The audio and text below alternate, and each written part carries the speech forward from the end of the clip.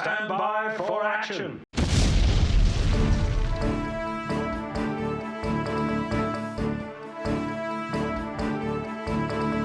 We're about to launch. Bloke in a pub.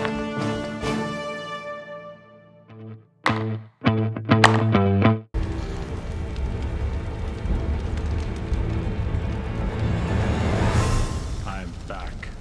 Fantastic. Okay, and here we are out in the wilds of Essex once again.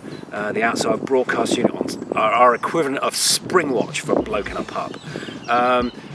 What kind of wildlife are we looking at? Well, the fact that I've got my emergency survival shelter out and I'm wearing my emergency hat should tell you something.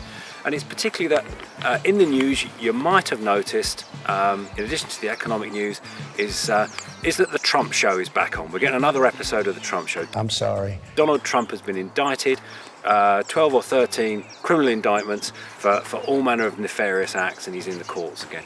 Now, your immediate reaction, like most people, might be, well, so what, he probably deserves it, what does that matter?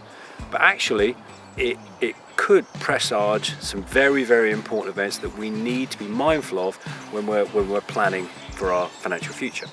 The principal one being is that America is very divided politically, and Trump enjoys a huge swathe of popular support. The fact that he's basically in an open criminal trial is effectively, it's PR for the man. The country is being plundered and ransacked by radical left barbarians.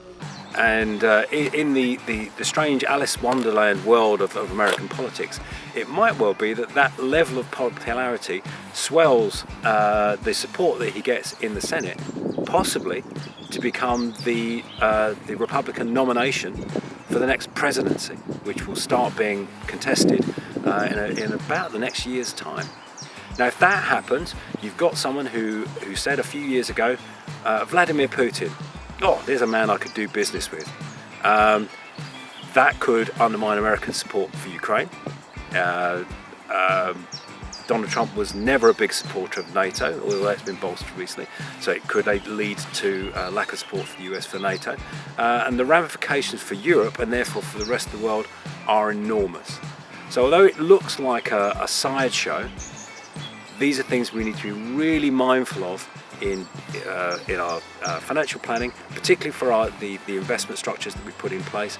But we need to start thinking about, will we need to be defensive in the medium term based upon what happens in the White House for the most powerful man on the planet and the biggest economy on the planet. So just a little something to think about and to bear in mind when you actually see the news about the Trump show. So hopefully next time I won't have to wear my emergency hat either. Hopefully I can pack this away and stay away, and we'll see you next time.